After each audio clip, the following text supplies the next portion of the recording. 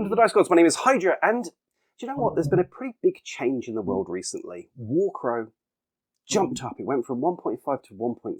And let's be honest, it was a pretty big change. And when that kind of thing happens, what better thing could we do than sit down with two of the oracles, two of the combined genii responsible for these massive changes?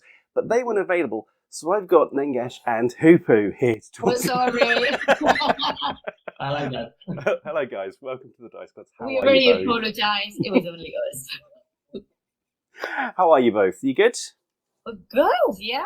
We are actually pretty happy with the response of the community towards 1.6. And I understand that we're here to talk about the details. Yes, indeed. I was going to say, have you spent the last couple of sort of 10 days with your head in a bucket, cooling your brain off after all the changes and stuff, or just taking a victory lap around the community? We've done that. That's what we've done for the past 2 weeks. Outstanding. Well, let's start with the stuff. In case people don't know who you are, would you mind introducing yourself, saying what you do and what you have to do with the system? Yeah, absolutely. So I think I'll go first because, manners. Indeed. Ladies first. Exactly. So, hello, travellers. My name is Hoopu, and I am a member of the development team of Warcrow.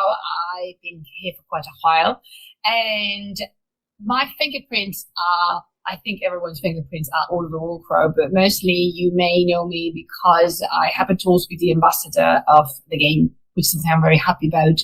And I enjoy particularly doing the narrative work. I love working on narrative campaigns and narrative content. And when I am not doing that, I am receiving masterclasses of numbers and statistics from these geniuses, because this is truly a genius we have sitting right just next to me, which is Nengesh, my amazing co-worker and also a developer. So yeah, so as told, I'm Nengesh. I've been a developer here at Torus Valley since beginning of the last year, so around 16 months now, right now. Oh wow, that was a very quick count.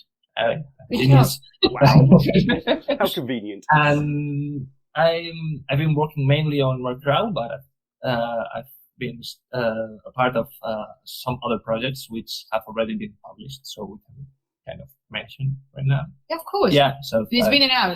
Yes. Hexagon Legend has been a great part of that product as well. Wow. And my main work here, apart from a general Warcrow overview, it's mainly the deep diving into the rules and the numbers and trying to get everything to stay structured and kind of look for that balance, normally difficult to achieve. So you're saying that if anyone feels that the balance is off, we should email you personally? No! Not personally. I mean, if anyone who has kind of written FAQ email knows I'm generally the one answering them, so it's kind of my email, account? No. Address. Yeah. Thank you. Yeah.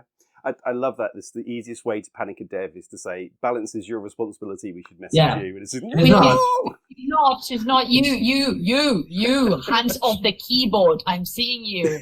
No. No. If you come for him, you're going to have to face me, and you don't want that. My mighty chancla, and I will destroy you. Don't mess with it. Or more accurately, she might just nerf your faction in the next update. That's the thing that can happen. I had to threaten, handedly, but threaten one of the testers because he was saying something awful about my children. And I said something along the lines of, remember that the lives of your characters are in my hands, and not even Sylvia Pater's armor can protect them from me. So... They say power corrupts. Listen to it. Next book is going to be like massive drop of willpower values. 1.7 update will be a lore update where all characters will die. I will create some sort of like massive catastrophe and everyone else would lose the conquest values, the willpower values, everything will be dropped. And it's like, you make me angry because you came for Nengesh, so this is what you get. Which is, I mean, to be fair, I have to say, as an Infinity player as well, Corvus Belli's got prior on that. If you've never seen Tony Makiara and what they did to her, the pain is still real. The pain. Not going to comment upon that. No, sadness. So, We're not here to comment upon that.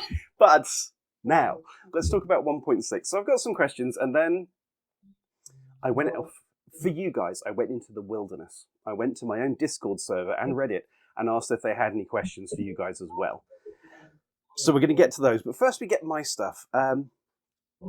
Is it better or worse? We shall find out. The first thing I wanted to ask you guys, though, is with any big jump like this, with any big sort of update, what was the guiding idea or motivation that you had in bringing 1.6 to the world? What were you trying to achieve? The launching of Warcrow, mainly. So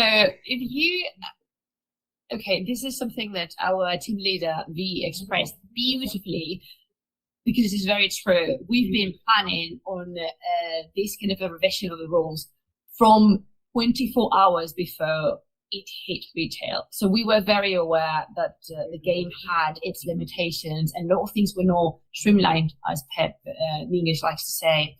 But we also are a company and we work with deadlines. And as someone who has I've written a PhD, so I know that there's a deadline and you cannot pause it and postpone it forever. You have to submit. So that's what we did. And also the comment was around for quite a long time, because many people ask us, what are you going to do now that Warcrow is launched? It's like, are you kidding me? Now is when we start working, because the community and the matches and the general impression is going to be massive. The response is going to be overwhelming. So we've been already working on that quite some time. When was Warcrow launched? It's going to be 2 years. What's time? It's been 15 minutes. I'm fairly certain of that. Okay. Well, yes, basically it took us a long time, and we had so many things out in our eyesight that we wanted to change.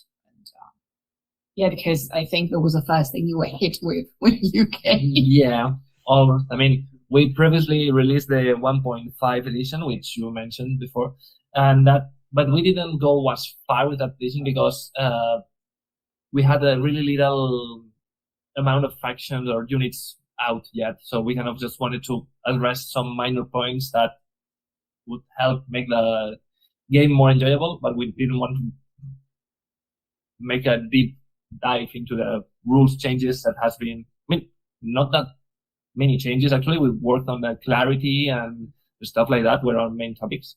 Mm-hmm. But yeah, we felt the game needed some changes, and right now with three full factions out was kind of the moment to say, okay, let's take a look back at those. I can't speak today, sorry. It's overrated. It's fine. Let's take a look at those two first factions and kind of tweak whatever they need to be tweaked, and let's bring them to the current standard of the other factions. It was Hegemony and all the trash had been around for so long, and they suffered for years. Like, they were brave enough to be on the first line, but that means they also suffer from a lot of things, and they had to be, as Inge just said, brought back to the standard currently. What I adore there, as you say, it's been around for only 2 years, but they've been here for ages. I know what you mean. They've been with us for ages. That's a little topic that's quite interesting. Generally, a dev stops thinking about a product, not actually stop thinking, but we close a product around the year before it hits retail. So just consider that 1.6 started last week, not actually. So you've had it a while. That's almost the release date was already the start of 1.6. Oh, definitely. Yeah. But it's also when it's something really challenging to keep in mind that the game as a game properly does not move at the same pace as the development team, because it's always way in the back. Yeah. It must be. But sometimes it's proven, difficult, because you see points being addressed and comments being made, and you know that, right, and you have the solution because you've been working on it for months and you've tested it and you think you hit the nail on the head, but you cannot say anything other than, I hear you, trust me, I hear you. Because a comment that was made a lot, and we understand why, was, are you working on the rules update when are you going to release it if you're working on that? Because people normally don't know that, well, there's only 3 of us in the Warcrow team, and we do everything. From a development perspective, of course, we do not sculpt, we do not paint, we don't create the boxes, we don't distribute. Bear with hands off the keyboard, Charles. See. So we do everything, meaning the creation of new profiles, the creation of new products to put set profiles in, narrative campaigns, rules control, damage control, FAQ answering, balancing out. We also do a lot of things. What else do we do? Yeah, I mean, testing. We manage testing. Yeah. Have to work towards the organized play environment. Yeah, that's it. Yeah. So kind of the updates from season to season, what changes, what's not, what's studying some of that data, kind of what are people playing the most, the least, what scenarios are being played the most in the list, and why. Absolutely. Data analysis, and then of course we are in a company and we need to answer when summoned, meaning we are preparing a new season package. What should it be there? What's your perspective in this and that? Is this something that works with the game? Is this product something you think players will be interested? And we are in touch with the community because all 3 of us are very active and talk a lot with you over Discord, over socials. And again, 3 of us. So all of that is one of the reasons and one of the answers to why has this 1.6 been released now and not before. Yes. I remember at Adepticon someone asked me something about something I cannot remember out of the top of my head what it was. But why haven't we seen something? And then I said very bluntly, but very honestly, it was either that or Mount Haven profiles. What do you guys want? Still details. Yeah. But I mean, and again, remember something, travelers, our jobs are wonderful. We really like our jobs, but our jobs after all. And I just don't sit and type and butterfly is proud of all my fingertips, creating the most convenient, well-balanced, constructed, beautifully delivered dialogue in the entire world. Well, that's structured my entire belief system. I thought that was exactly how you worked, but fair enough. I suppose that's not how it happens. That's how you write. Stop it. But no, I can understand it. And looking at 1.6, it's very much. It feels to me like a quality of life update. It feels like a kind of. We're seeing a lot of language being standardized, a lot of words being standardized, and it's kind of that consistency through the system is important. You know, as you bring new stuff out, it's going to change things. You're going to get new words and new ideas in there, and you're going to see a better way of framing or phrasing or need to change something. So, yeah, I can totally get it's a necessary thing. With that said, what do you guys think are the biggest changes in 1.6 for you? 1.6, right? Yeah. Yes. I was going to say Nothing first. We shouldn't talk about other things. Great. So, hang on a second. I thought it was just Hoopu that was the absolute tease with like, oh no, I can't say. No, it's a team thing. I was going to say something, and then the only cell that's working on my brain said, "Don't." Like, okay, not that. You please go. Yeah, guys, we won't tell anyone. As if we would. A secret.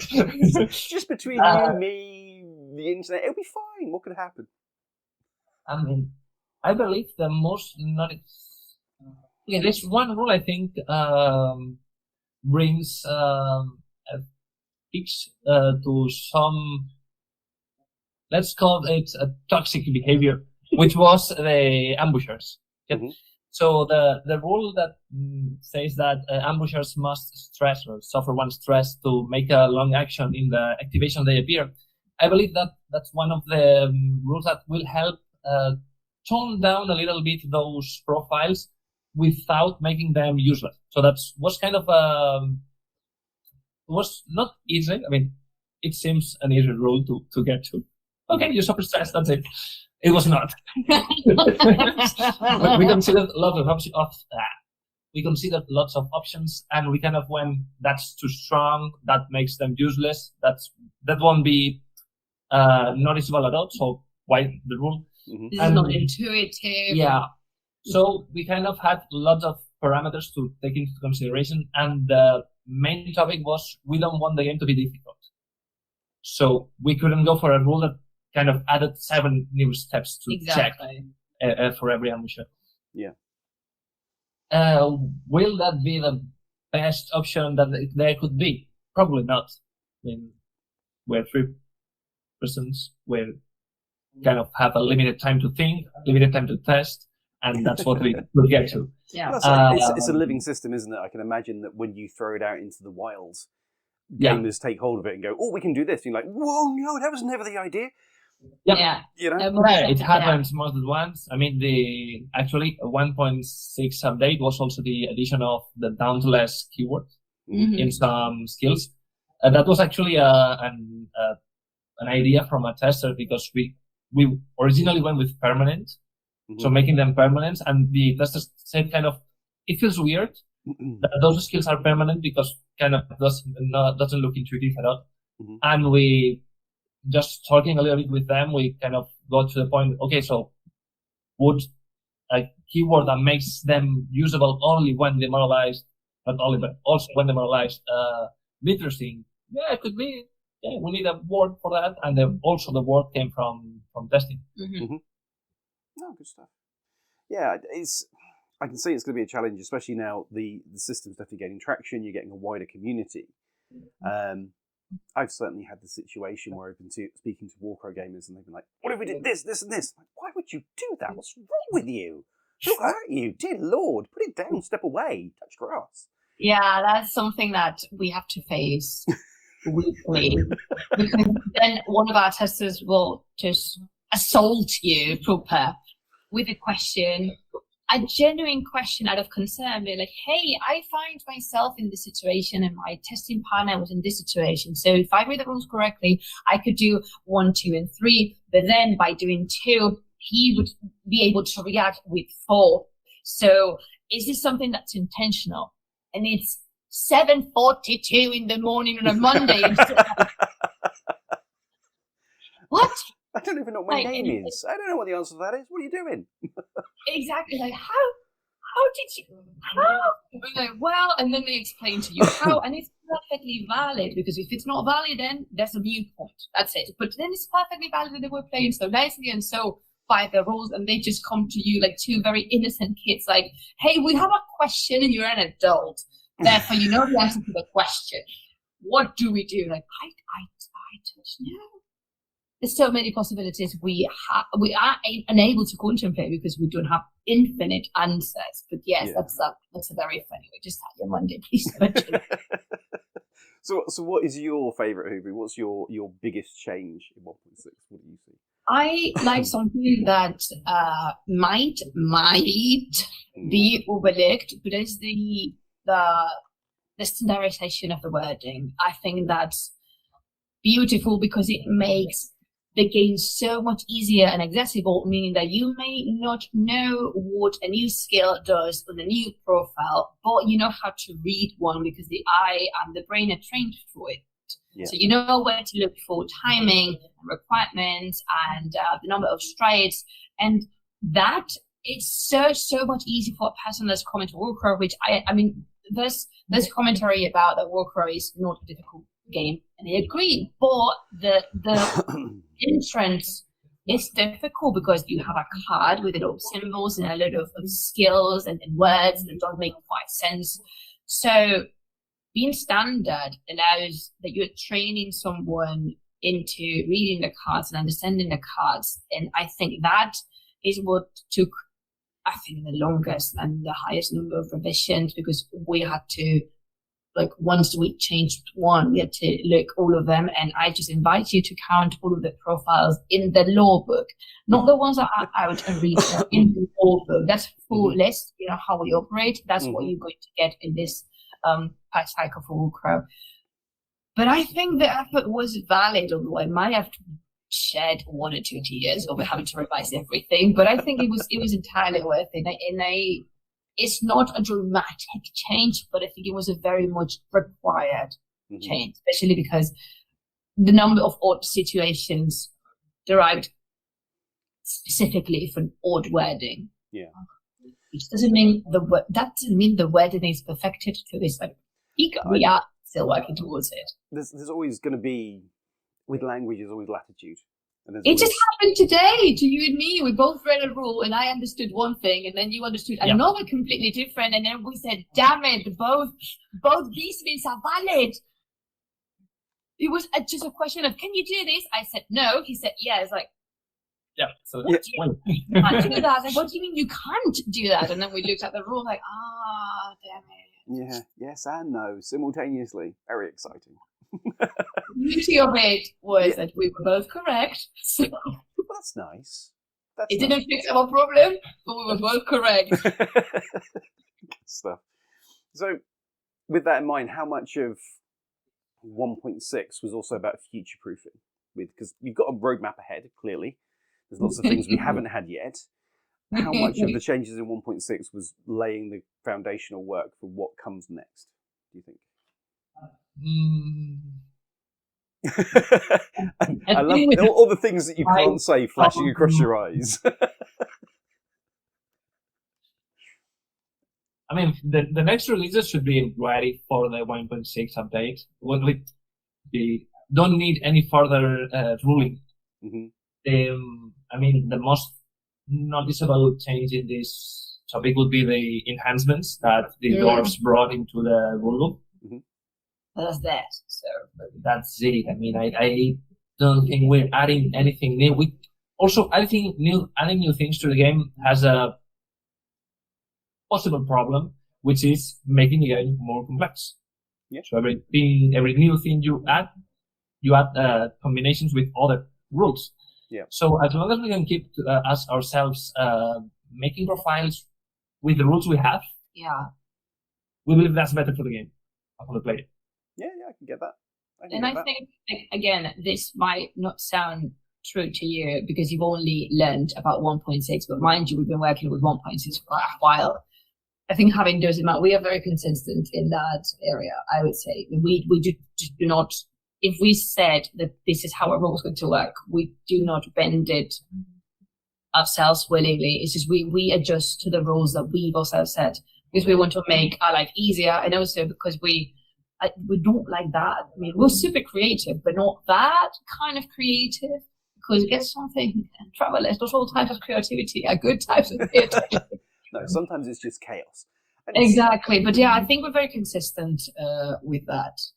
Like creating profiles that are going to see the light of day and attempting to avoid future, like immediate future, just like patches, like fixes. Or questions to the FAQ email. Yeah. Be nice absolutely. when you're talking to my friend. Be nice when you send an FAQ question. I feel like the community's hurt you at some point, guys. I've got to be honest. Most of the time they're wonderful. We love our travelers, and I do personally express my love for them. There have been extra polite levels of FAQ emails, such as I hope this question is not too hard for the game, or I'm sorry about asking questions like that. Wow, thank you. Mm-hmm. And there have been other emails such as, can this without whatever introduction, so, can this unit use that? Oh, that's your email. That's the question. So what we learn from this, travelers, is be polite and you'll get a quicker and maybe even a better answer. Maybe they'll be like, that is an error. What do they want? We'll go that way. Be nice. It could help. Definitely. I'm hoping for a 25% points reduction in scions out of this interview. So, we live in hope. We deserve it. I haven't decided why yet, but we definitely do. Anyway. Anyway.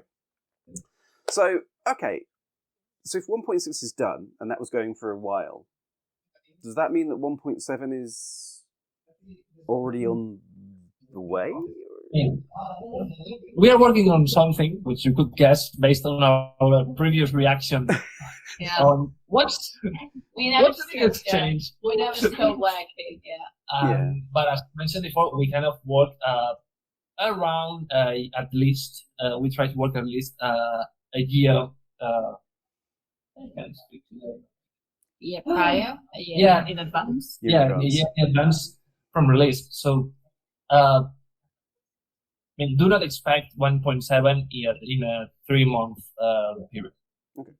That's something we can say, because we need to focus on other things to allow for the game to grow. Mm-hmm. And we need also to know what's the community feeling as a response to 1.6. Just 2 weeks is not enough to kind of analyze this data. So we're working on something. Okay. Yeah. So maybe is it reasonable to suggest that we're looking sort of 12 to 18 months? We'll see that kind of line in the sand. Here's a new iteration. Pinned down. I don't know if you can talk about dates. It's potentially. Again, bear in mind that we do not decide the release date for anything, and that is something very important to have in mind. It is we don't decide when things are going to drop. So whatever we say is going to be just a personal speculation, because that's cool. I wanted to know whether there was kind of like a roadmap internally, but if it's kind of based on need and management decision, then there is a roadmap. Exactly, there is a roadmap for us, but that doesn't mean. We know the general roadmap, meaning that we know when, for example, the rest of the Mounthaven product is going to release, the rest of Unidome, the rest of the science, that we know. Mm-hmm. But when it comes to the rules, as the rules are not a product per se, because you do not purchase the rules, that the limits bend and twist. But for example, we decided to go with 1.6 now because it's just the release of Mounthaven, and that kind of made sense. Mm-hmm. And when the moons and the Warcrow star are going to align again to provide with a new it makes sense moment, it's not going to be in the immediate future, meaning 3 months, 4 months. I have no idea. He doesn't have any idea. I don't think it's helpful for a system to go through too many iterations either. I think if you're constantly shifting the goalpost on, that was the last update 3 weeks ago, and now, unfortunately, you're wrong. It just gets boring. I think the important thing to keep in mind is that the changes and iterations are very positive, because this means the game is alive. Yeah. So in that we want very much a live game. Yeah? I know we do. So we are constantly working on things that never will see the light of day, things that are just thrown at the testing table, things that will become permanent rules. It's just working. It's really hard to define our job as a what do you do the whole day kind of stage. That makes any sense. So in my day job, I write, as you know. And I when pressed on what I do for a living, I just tell people I lie for a living. I just lie to people. I make stuff up. That's it. But you understand exactly what I mean. Is that I do stuff. I worked really hard and stuff happened, but I couldn't point to it. It was magic everywhere. It was amazing. You missed all of it because it was all in here. But trust me, it was brilliant. You'd loved it. I can completely relate to that feeling entirely. But okay, so ... We'll see when that happens based on need, which is a good thing. I think that's a healthy way forward. I think having a line in the sand when you sort of say, right, here comes the new edition. Well, did we need it now? Was it necessary, or are we just changing because we feel like it? It's not a healthy sort of situation. So completely agree with you. What do you guys hope that your travelers feel about 1.6? What's the overriding experience you want them to have now? How should they feel about it? Apart from grateful. I think so one thing I've noticed already, because I've been told, for anything, our community is vocal, and I love that, because they are vocal, but they're fair. They're vocal about something they don't like, but they're vocal about something they like. So one of the things that I have received the most is thankful messages. And I thank you, the game needed that. Thank you. That shows a lot of care and respect for your game. Thank you, this and that. So that is something you always expect, not for people to be thankful for, at least just to say, hey, I know it's been months of silence. We understand. Or there was a reason behind that. This is what it is. That, and again, the clarity of the wording, that these actually It's going to help a lot of new people to enter the game because there's not 45 different documents scattered throughout Lindworm that you have to go in a wild goose chase to acknowledge how to play Warcrow. I think that's the most important thing. Like that now is this. That's it. That will be the issue for me. I mean, I hope the players get to feel the game, not the rules. Exactly. So while you're playing, you kind of focus on playing because you understand how things work. Yeah. And you don't need to kind of ask your opponent or your friend, hey, what do you think this skill does? Can I use it right now? Yeah. So he's been sat over there going, I'm having trouble with language day, and he just pulls that out of the hat. And he's just like, there it is. There's the gold. Amazing. No, that's great. I think. What is thinking? I throw it at you. I think that's important. I think the more sort of transparent the rules are, the less you see them, the more enjoyable a game can be. And as you say, the more time you spend with your nose in a rule book or in an FAQ and a rule book and an update and a blog post, I've seen that happen, and it's not pretty. You know, when you see two gamers saying, hang on, is that 1.0, 0.7.2 or 0.5? Beep. Yeah, you're like, oh God, can I go home? I don't want to do this anymore. This doesn't sound Can right. we play Ludo or something? I'm not an accountant. I don't want to do the thing. So I think it's good. And bringing it together in a single unified rulebook, tidying it all up was peak. It was a very good move, guys. I think that will be the most important thing for us, that the community knows that we listen to them, which doesn't mean obeying what everyone says. It's different. We listen to the community, and we to me, this 1.6 row update, being entirely free and just something we just threw out as a PDF, and it's something that shows what we genuinely care. Yeah. Because we could have been sitting in our chairs doing something entirely different, or just focusing on profiles, getting like, well, yeah, they're going to leave it, but it works. So it's not like that. It's, to us, is a gesture of love and care for the game. As in, like a manifesto from us, in like that, these things you're feeling, that you've been feeling throughout the whole year and a half that we have in our backs, yeah, we've been feeling them too. Yeah. We might not agree in how we could have fixed or improved things, because Ningash said it perfectly. We are not holders of the truth. It may be other ways to fix things and problems the game had, but this is the ones we chose.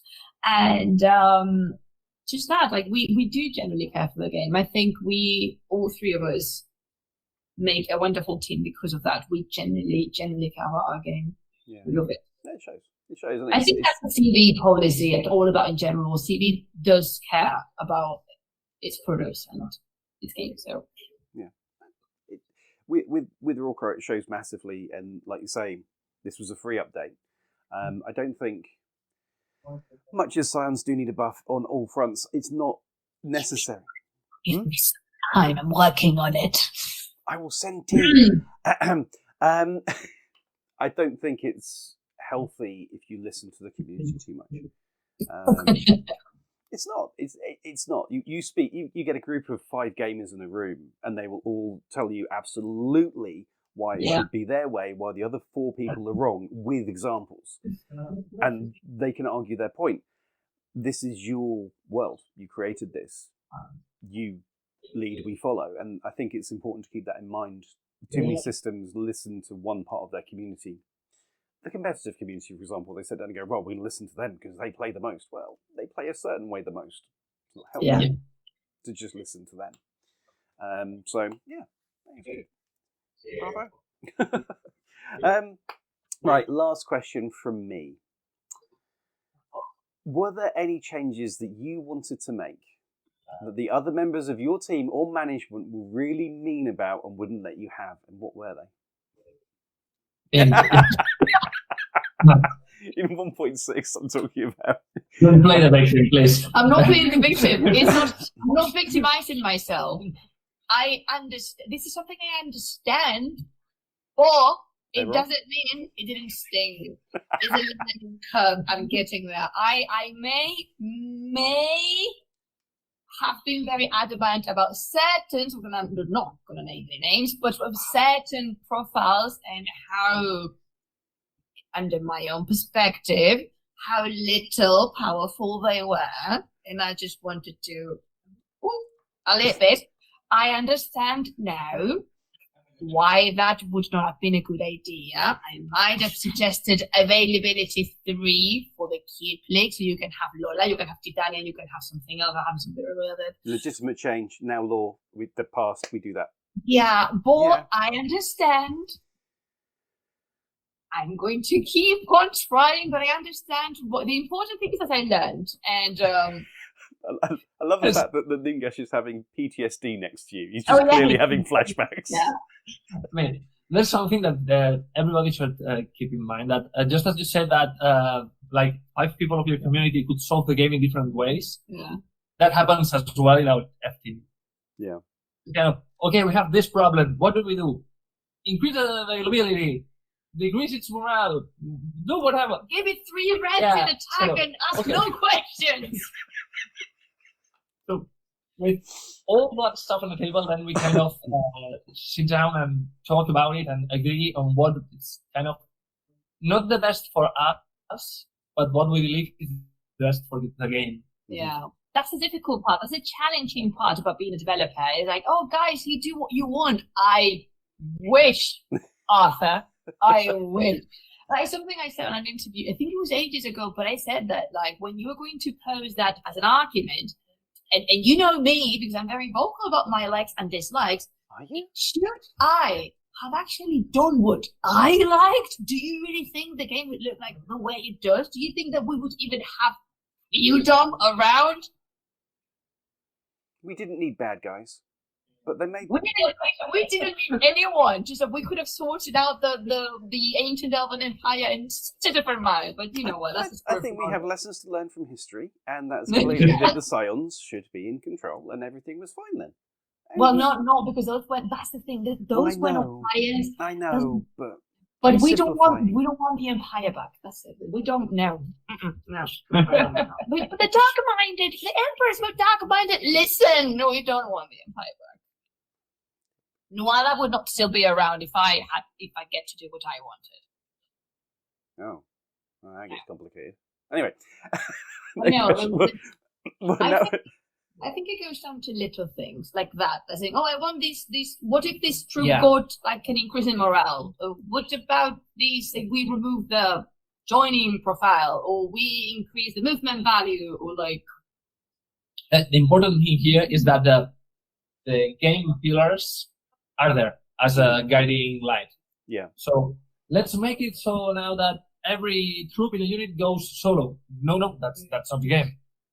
So that we do not tend to disagree in those major topics. Yeah, that's the details. Again, what I said before, we're consistent with our own rules. Yeah, like I noticed a lot of like the ranged units inside of Hegemony all just got a little bit further. Everyone just a little bit more reach out and touch people, which I wholeheartedly disapprove of. I know. Clearly wrong. That's been a conversation we had a lot, like rangers, like the awful ranged, like 15 was the worst one. Yeah, because 15 we went was for the worst one. The standard going 7, 12, 18 to kind of make it, we hoped, easy for the player to remember the 3 different ranges, and that's it. And so we had to kind of swing things right to 12 or to 18. 15 was a nightmare. So those could easily go down or up with and more or less the more or less the competition would be only it got to a point where it was everything is subjective, but that would be the peak of subjectivity, because it would be something along the lines of, but these guys have gunpowder. Oh yeah, well somebody can extend the arm. What are you talking about? So that's and also feel like, I didn't feel they should shoot further than 12. Well, I, on the contrary, feel they should shoot further than 20. So, yeah. I think same with movement, with morale. It gets down to a game feel. Mm-hmm. Yeah, but I guess over time, as more data comes back and you see how those units perform, then we can adjust, and everything gets shorter range for hegemony. That's clearly the direction of travel. So it's just natural. Cool. Okay. Good stuff. Oh no! Don't listen to them. You made the Frostfire Herald perfect. This person over here made it perfect. He's perfect now. The Frostfire Herald, it is very cool, I have to say. And the change, yes. Okay, I'll give you that one. That one can stay. Everything else. We'll keep in the faculty of magic and everything else. Boom. Yeah, get rid of it. And the war rig, but take the weapons off it. Okay. That works for me. I'm happy with it because it's a very beautiful miniature. It's absolutely gorgeous. It's stunning. It's great. It's lovely. Adore it. But I don't want to face it. So that's, you know. We kind of mount the Frostfire Herald on the war rig, and that's it. Yeah, no, I'm good with that. That would be amazing. And it's got the little seat at the back. You'd look amazing there doing the... The Frostfire Herald will panic so badly. Because let me tell you, this is a piece of lore for you. The Astari are not that good with the end technology. It will be so fun. Now I need that profile. Yes, we do. We need Frostfire mounted on a war rig, but with reduced willpower due to panic. Yeah, you can hear the screams of poor yeah. I just have this mental image of a hetman stood on the field and this. Both of them, because they're twins, so you can have the Gale Falchion and the Frostfire Herald. This is it. Oh my god! Stop, please. I just have this mental image of a hetman stood on the battlefield as this war rig goes by and this screaming Doppler effect. I'm here for it. Do it. Make it happen. 1.7. I'm there. That would be anarchy. I love it. Okay, guys. Right. Are you ready? Because now, I went out into the world. I had a chat with the lovely people of Reddit and the reprobates who hang around in my Discord server. Sorry about them. And asked them whether they had any questions for you. Now, I'm going to deal with one myself because it came up repeatedly and lots of people asked the question. And that was whether Warcrow is ever going to go fully unical and away from Seercast. Now, guys, I get it, but what you have here is glorious developers. They make fantasy stuff and rules and all that whizzy-bang stuff. They don't make the miniatures and they don't make those decisions. So I can ask them, but they're just going to be like, huh? If they knew, they'd tell us, but they don't. So I'm not going to waste their time or yours with them going, well, we'd love to do because they can't help on that front. Just one thing, trust us that when these messages are being sent to the relevant people, but as Hydra said, we are not here to make that kind of decisions. And but we, again, when you mention that and when you express how much you dislike Seercast and how much Seercast gives you problems, trust us that these messages are being sent, all of them, to the relevant people. So we would love to give you an answer, but we don't have it. So unfortunately, we can't answer that one. But what we can answer, I had to pick through so many questions. This was a good Travelers. That's cute. I think at one point I had 60 in a document, and that was with the Seercast ones taken out. And I was like, so this means part 2, right? No. I have other things to talk to you about in part 2. You'll love that as well. No, we'll do that another time. Yeah, I will. It'll be amazing. But so these questions came. They're a mismatch of Reddit and Discord, and some of them I've smushed together because they were similar. So let's start with: will there be more narrative events in future, and will they progress the canon of the game and result in the death of characters, which is somebody that's been hurt by Infinity? Uh-oh. Oh, God. Hide your miniatures, guys. Who are you coming for? I can't tell you. Yeah. It's not, maybe the death is not the most significant thing that occurs, but there's going to be important changes law-wise. If law is something that you care about, there's few changes that are coming, and more should come if you ask me. But one thing at a time. Availability 3. That's not law. Anyway, yeah. Okay. So is that coming in the form of more narrative events? Okay, that's that. Right. Big smile. This is good. and it's going to affect canon. We're going to move the world forward. The Witch already is going to be extremely significant lore-wise. Okay. You will discover why. But we have other products in the... Okay, when I say near future, what's near for your community? We're wargamers. Anything more than 15 minutes away is ages. And oh my god, I can't believe it's taken so long. Okay, so it's ages away. It's definitely ages away. Okay, this year? We know that narrative campaigns have been kind of a hit in this game, and people are liking them. I mean, not all of the community maybe, but kind of a consistent part of them. So we kind of betting on them as products to keep their game alive. That much we could say. Yeah, of course. And again, this is something that works not only with war games, but with any company. Do you like something? Say that you like it, and we'll keep making it. Yeah. Yeah. Yeah, I think it's an interesting time, I think, in the wargame industry as a whole. We're seeing a lot of systems that are producing more narrative focus are drawing in the board game market. People that play board games can kind of get into it, and people that play D&D can see a narrative environment and be like, oh, okay, it's that, but with a miniature. And that kind of works. It's kind of that gateway to bring people into your more crunchy wargaming systems. So I think having a good, solid narrative sort of ecosystem that people can dive into, one of the worst things you can have is, we do narrative. There is the narrative. Well, okay, what about the other, just this one? Yeah, we do that and we're done. Oh, no. It needs to be something that progresses. And if you guys have got that coming up, that's a really positive sign for the system. I think that's going to be really good. A lot of people are very hyped about it as well. Thank you. Unless you kill anyone that I like, in which case, no. Okay. No one from Science can die. Because being the good guys, we're not allowed to. And I will fight you on the fact that we're the good guys, by the way, Hoopu, because I know you're like, well, are that? Yes, we are. We are. We are. Look at the little faces. Anyway, cool. Okay, so more narrative coming. Are we going to see a similar system to Infinity in the way they have sectorials in Warcrow? Are we going to see this sort of stratification of main factions into sub-factions? So that's a difficult question, because it's kind of a yes and no kind of thing. We as a dev team, and I don't know how far we can get into that.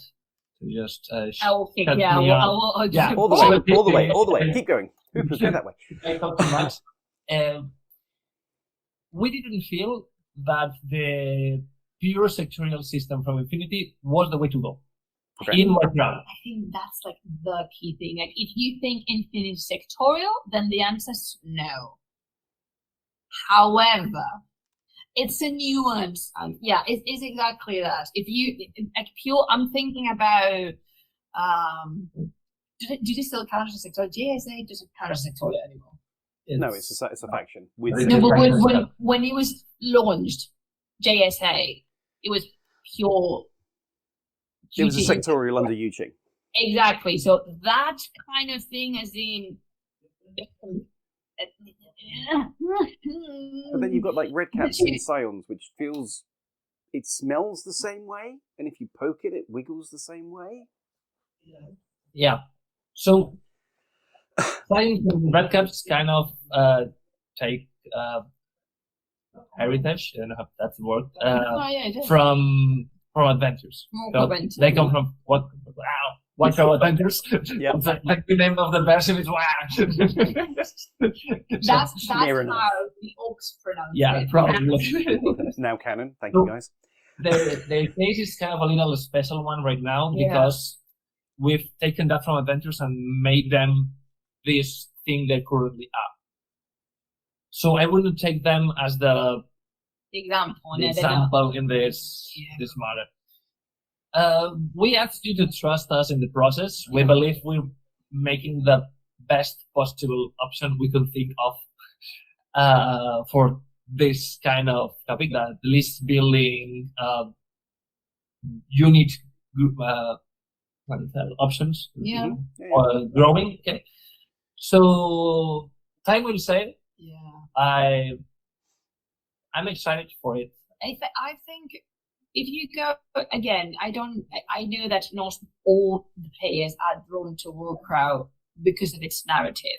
But if you actually take a browse through the lore book, you could see that there is potential absolutely everywhere. For example, just taking the science, and this is not a spoiler, but the science, we've given you a pretty much mixed family because you have people from the fog, people from the dead flesh, and people from living flesh. So the material to do something that's pure one thing is there.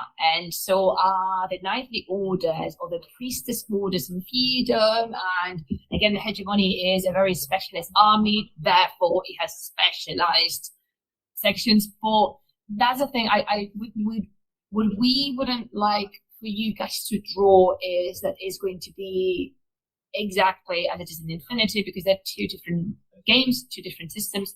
And we thought back in the day when, of course, this idea was posed, is that would not exactly sit well with Warcrow as a game, as in pure, I can only play with this kind of thing.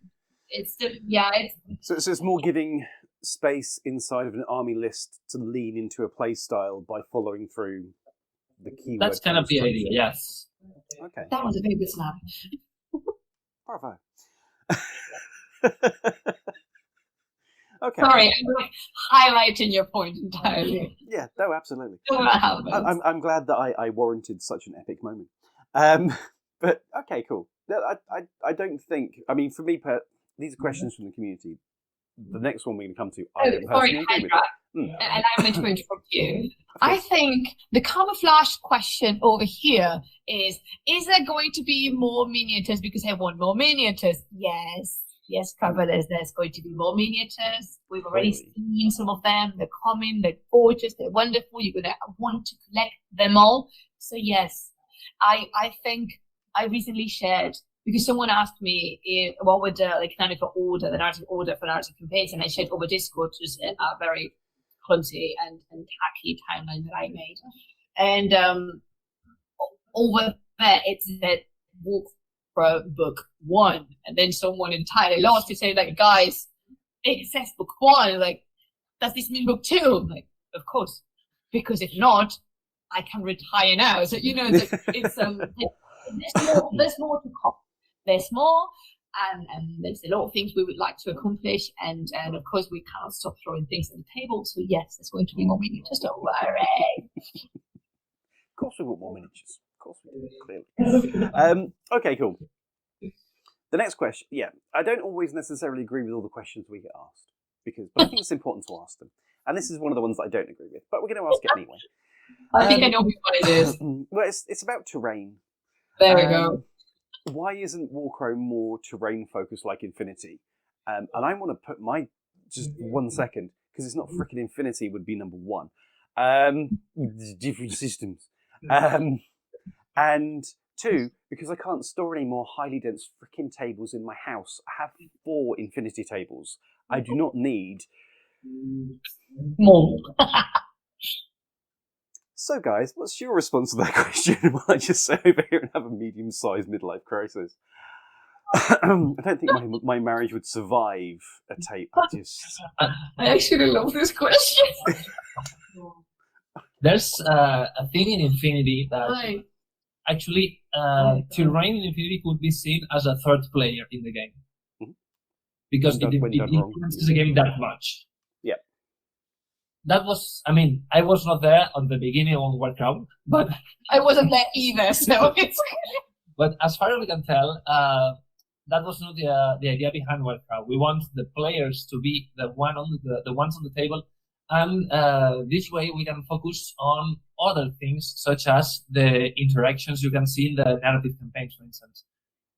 So it all depends on where you put the weight of the rules.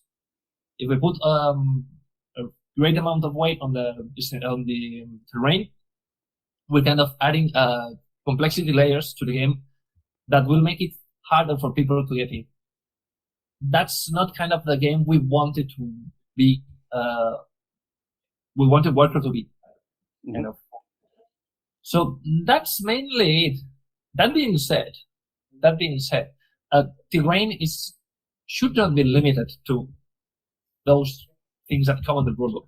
Exactly. I mean, the rulebook has a kind of a common terrain elements, building, ruins, lake, but make it poisonous lake. That's rough terrain, and it's little to read for everyone. There was a conversation between people the other day talking precisely about that, being like, yeah, I wish Warcraft had more variety for terrain because it's always roads and stuff like that. And then one of the players said, why, don't you use lethal? Don't you use sinister? And let's say no, that they don't use it, and other people are getting the rules in the rulebook and they're bending them to their will. They're like, this terrain is lethal, sinister, this is rogue, but does not block line of sight, but this does. And because you can put in some things as lethal and sinister, you can actually put what you want in there. You can adjust the cover. So some people were getting absolutely bonkers about it, whereas other people were pretty much staying within the standard, which is rogue terrain, forest blocks, or does not block line of sight kind of thing. But I entirely agree with the meme guys.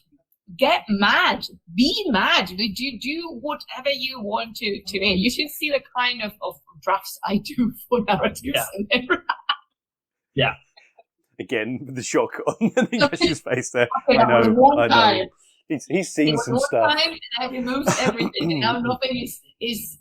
Was it sinister? I think it was sinister. I don't know. There was a testing session where we kind of had 4 burning magical forests. I was like, okay, I cannot move there because my unit will be killed or stressed to death. I cannot move there because of the same reasons. But I thought it was on forget.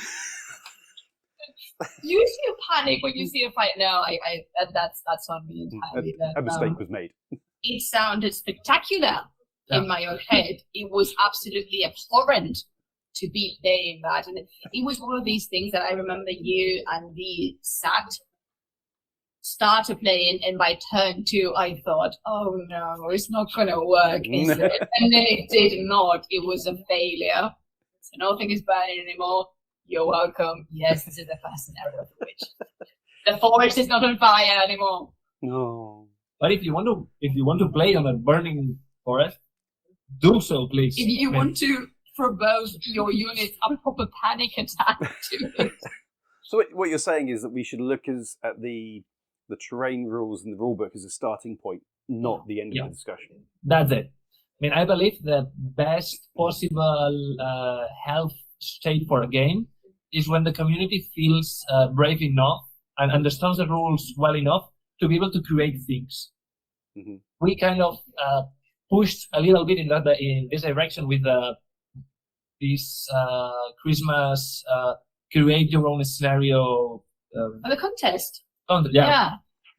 So because we wanted the community to feel encouraged to create. Mm-hmm. And I think it's safe to say that you might,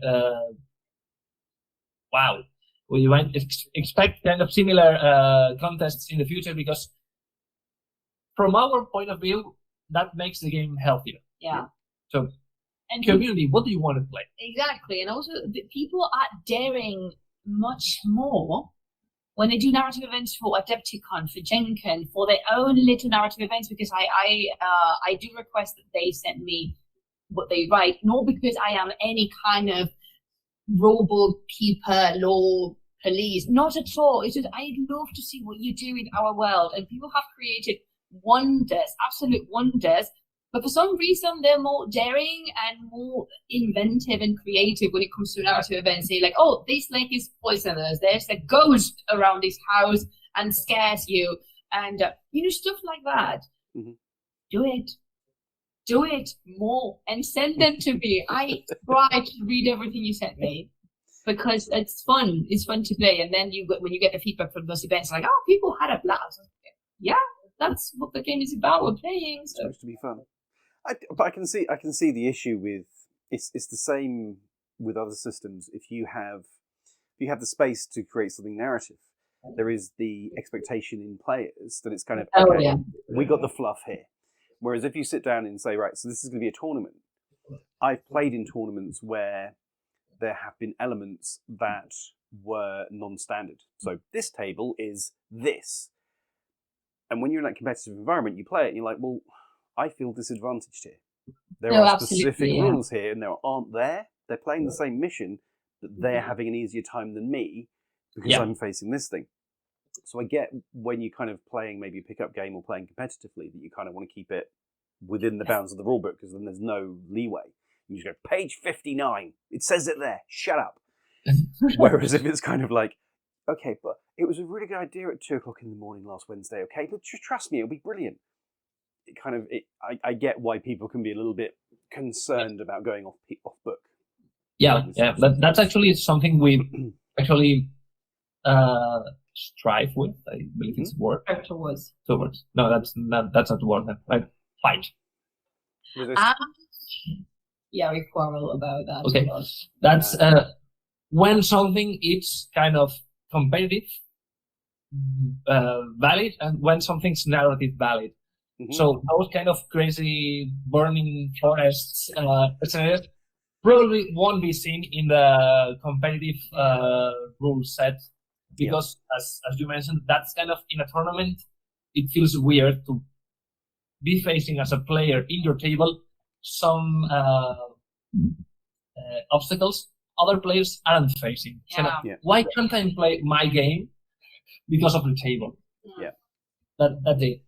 The same way we don't want to go to a full chess field tournament in which the table doesn't affect at all.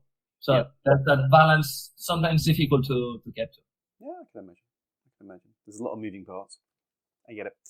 And this is, I'm going to be intrigued by your response to this one. I had a couple of people ask this, and to be honest with you, it came from people that I know who are fence sitting. They look at Warcrow and they go, "It's pretty, I like it, there's people playing it," and they're waiting for something. Yeah. So it boils down to, what do you guys see as the unique thing that Warcrow has that should pull people off that fence, that should get them on the tabletop playing your system in your world? What is the thing? Aileen. Sorry? The character Aileen. Aileen? Okay. Yeah, that's it. Yeah, that's it. The reason I need to play Warcrow. Okay, fair enough. Jokes aside, I do love that character, so that's all my lists. Always start with Aileen, and now let's see what gets in there. And some other stuff. Yeah. I thought you were bad, Hubu. He's just as, I was like, the voice of reason is in on this meeting. No, just as bad, but with different pointy ears. I see how it is. Exactly, yeah. So, jokes aside, which was kind of a joke, but not really. It's not. We could tell. We could see the truth in your eyes.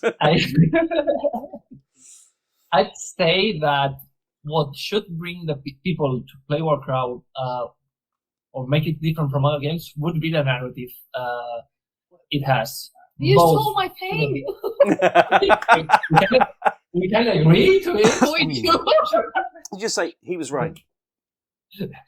But I wanted to focus on two main things. So the first one, it's the narrative the game allows to have both with the skills, having the skills with the names and different effects allow us to give each unit a different feeling, trying to capture their background. So that's one point that I haven't seen in many other war games. Generally, war games go with a list of keywords, and that's it. Generally, there are exceptions, I know, but Warcraft kind of focuses on almost everyone having their own skill. Yeah. So that's why we are special. That's not we at Warcraft, we the unit. Yeah. We are super special, but I mean, you are clearly. I mean, no disagreement here. The other point in this narrative stuff is the narrative campaigns, which I'm sure Hubu loves above everything else. Yeah, I do, but that's the thing. To me, it's not just the narrative campaigns, which of course is the product that I always present to people, as in, because travelers, I love you dearly, all of you, my competitive travelers, I adore you. but I tend to align a little bit more with the casual players, which I am one of. Therefore, I think Warcrow has a phenomenal environment for casual playing. You know, it's not just, if I want to get into this game, but I don't like going to tournaments, and because I have very bad social anxiety, and I have an awful feeling when I lose, and there's people around me, awful. It's okay. So you can still go to tournaments if that's something you fancy. But in Warcrow, there's an enormous, without walls, room for just casual playing. We call the beautiful word in Spanish, pachanga. That's just you, me, a couple of dice, and if you want, you can take one of the narrative campaigns. I've sometimes heard tropical play, but I don't know if that's an English thing or tropical play. No. Oh my god, my face. No, then it's not an English thing. That's just how we call it. So when playing tropical, it's kind of playing for fun. Okay. Yeah, fair enough. Tropical play. Sounds like something you get a cream for, but fair enough. Well, yeah, definitely is that. And I think that the game, we make a true effort for the units and the narrative. It's like the Triforce in Zelda. We have profiles, we have mechanics, and we have lore, and we just try to maintain them as tight as possible. Mm-hmm. One of my favorite things to do in Warcrow, and this is going to sound very stupid, but I adore it, is naming skills. Because of course you could go with Hetman Rifle, yes, but this is Amelia Hellbroth. You could also go with the Sisters of Fire. You could go with massive explosion of damage in area, but you could say, "Die thunder, be done," because it's the thunder of the Red Moon lost, not descending upon the heretics to punish them. You know, that kind of vibe. Yeah. And little, like, living there, little Easter eggs. For example, I remember when we launched some of the dormant and all that narrative went out, and you perhaps learned about Mathala and the wheel, and then the lifted got out and it said Blessing of Mathala. People were like, "Hey, I know this guy." Like, yes. And then a lot of people were asking, "So this is Mathala. Who is the Red God?" Wouldn't you like to know?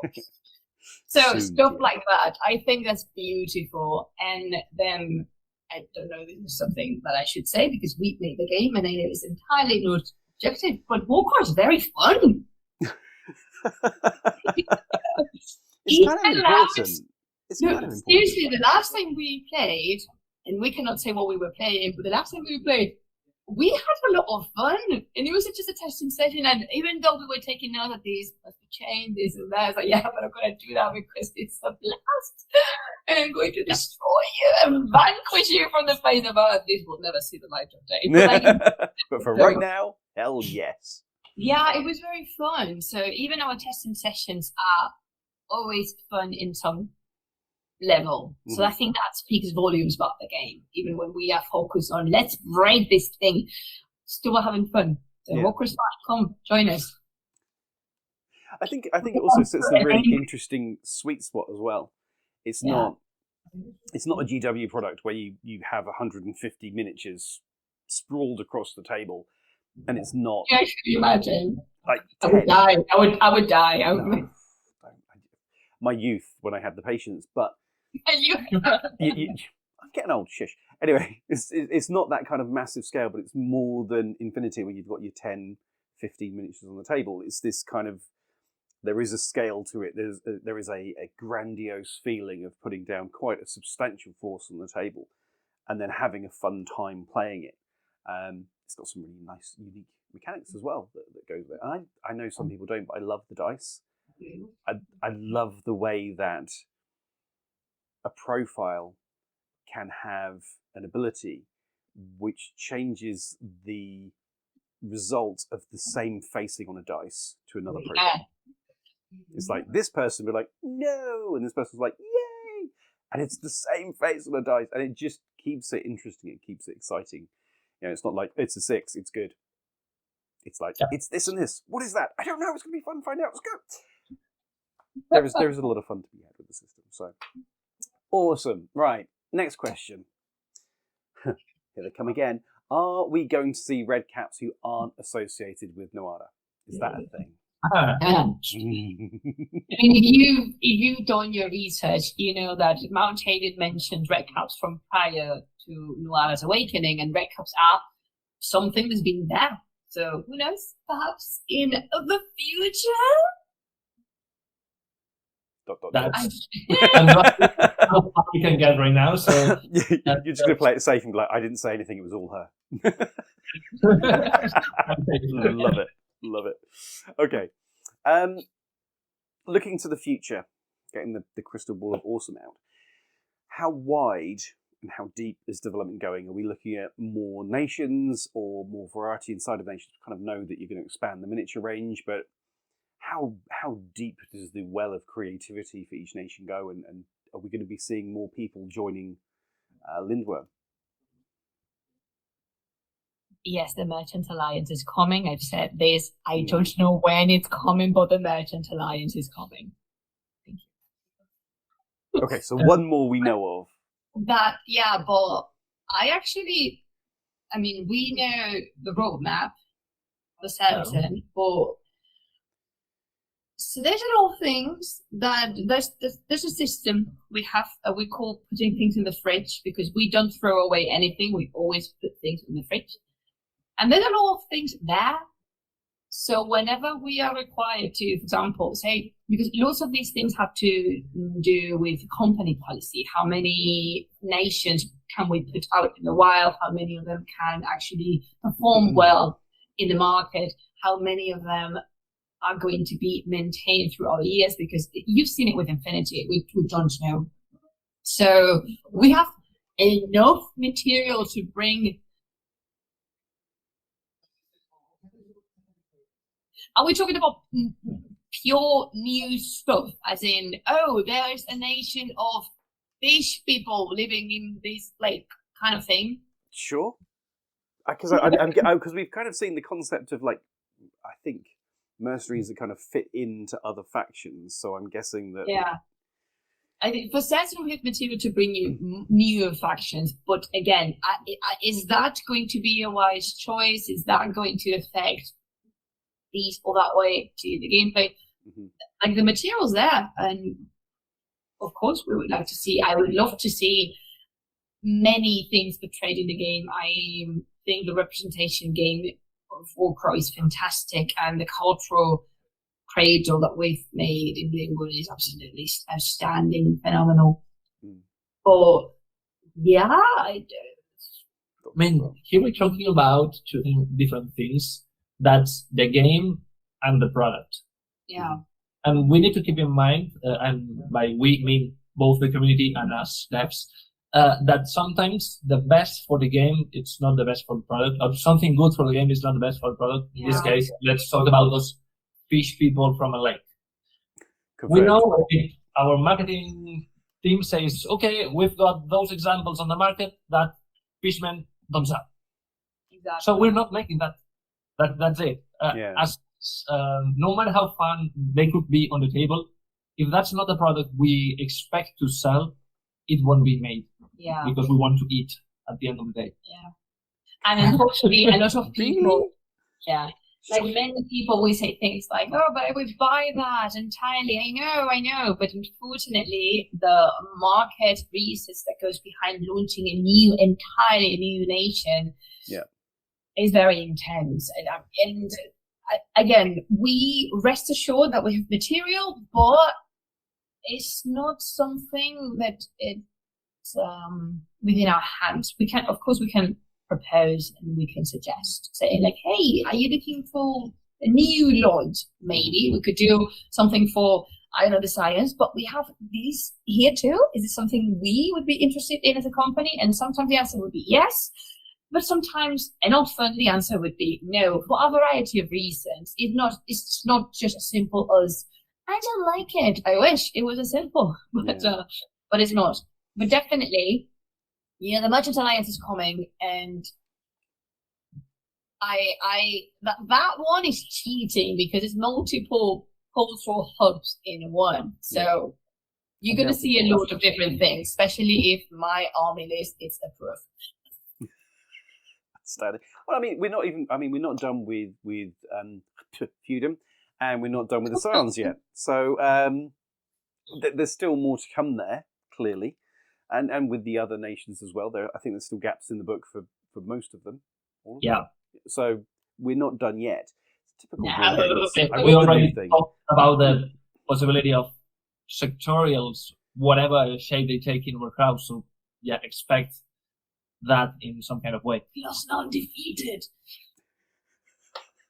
If I have to choose a moon, I'm going to go with the red moon. All right-thinking people would. I feel so out of place. I don't know We need what's to stand an enthusiast for you. I don't know what's up with you, tree boy. Calm down. You're not out of place because we all three love Eileen, not as much as you do. Eileen is the best. I mean, Eileen is the sole reason for anyone to get into Warcraw. Even if they're not going to play CNN, they will be playing in a universe in which Eileen exists. Yeah. So, as a bush elf, she's a good one. so fun, though. She's so fun.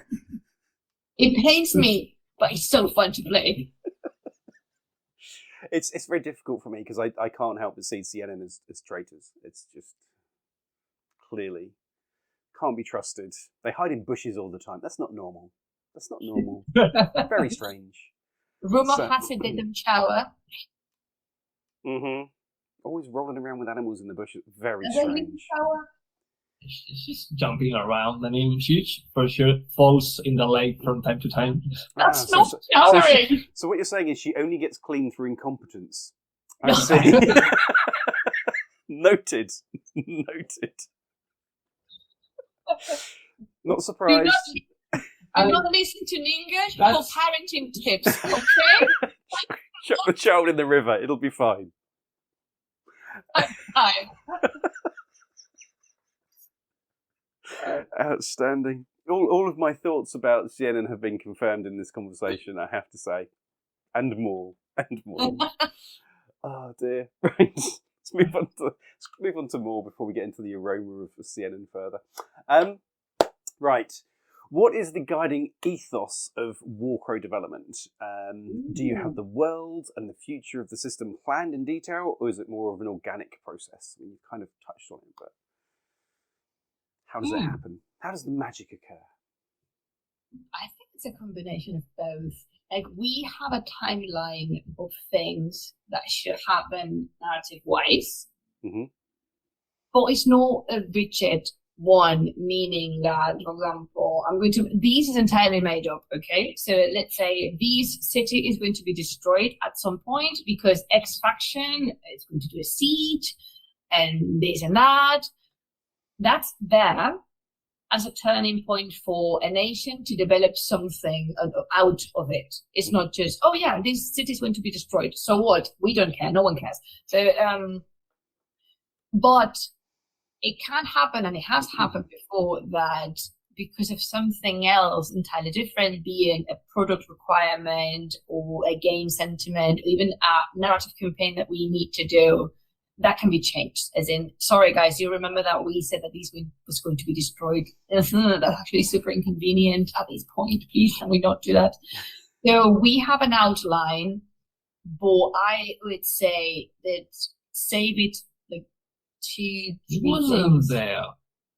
I mean, More. that's kind of a fake spoiler, so I believe that's not breaking anything. Okay. Wasn't there a character that in some point in development he was Amara. no, not Samara, I believe it was a feudal or hegemony who didn't have an arm, and then lore wise it had to be recovered or removed. So Yeah. that's kind of things Yeah. like that. Yeah. So I believe I kind of made a mistake No. here, but Yeah. Okay, we can talk about the example. In theory. These person in the original design, they didn't have an arm. yeah. Or then we realized how inconvenient that was for the rest of the lore, and we said, okay, we're going to push. He's going to lose. Yeah, he's a he. Okay, he's a he. He's going to lose the arm, but not when we chose before. We're going to push that, and we're going to make it a thing. for this person. It's going to be relevant for his plot going into the future. So we had to reverse writing, like, surprise! Now he has 2 hands again. But he was fine. Yeah, he grew back. There was something he needed to do that was very important that required 2 hands. Like and playing the piano. This is not an ableism comment. Again, he's still going to be in his full capacity with that 1 arm. And I mean, I cannot, like, in a world where science exists, you could be. But law-wise, was not convenient for us. It was more, I was discussing this with Sylvia, saying, like, wouldn't it be better if the players got to experience how the loss of the limb was? Because telling it was like, oh yeah, and this happened and he lost an arm. And he's on. But in the future, we actually do something around that. But yeah, you cannot tell who he is. No, I mean, I didn't. Yeah. I didn't want because I actually don't know. I mean, that's something that people might get to guess right now. Yeah. I'm not that much into lore. I mean, I do like it. I'm not in the lore development, whatever. In the narrative design part is something that falls a little bit more on my side and these. That's it.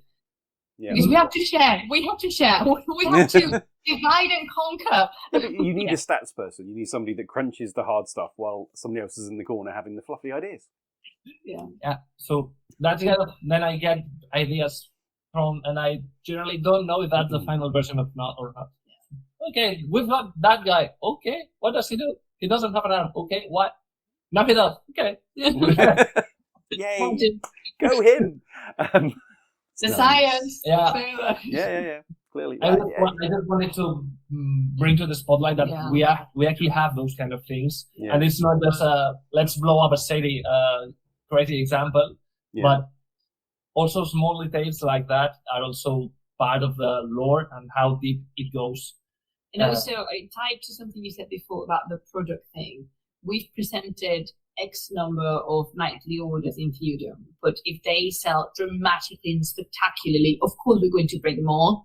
So that will be just like we left. I think something extremely smart that Silvia Pato and Rodrigo Garcia Carmona did when putting together all the ideas and writing the law book was they left room for absolutely anything, and they didn't set in stone things as, for example, in Feudum there are only 25 nightly orders. Yeah.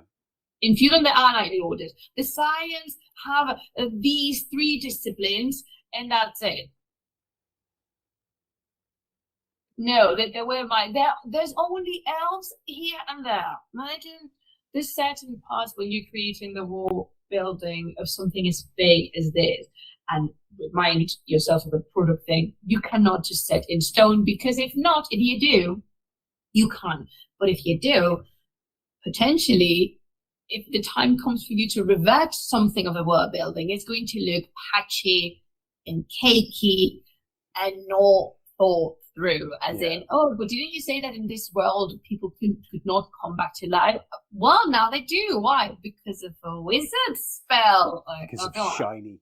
Because we needed it to happen. Yeah. No. I get it.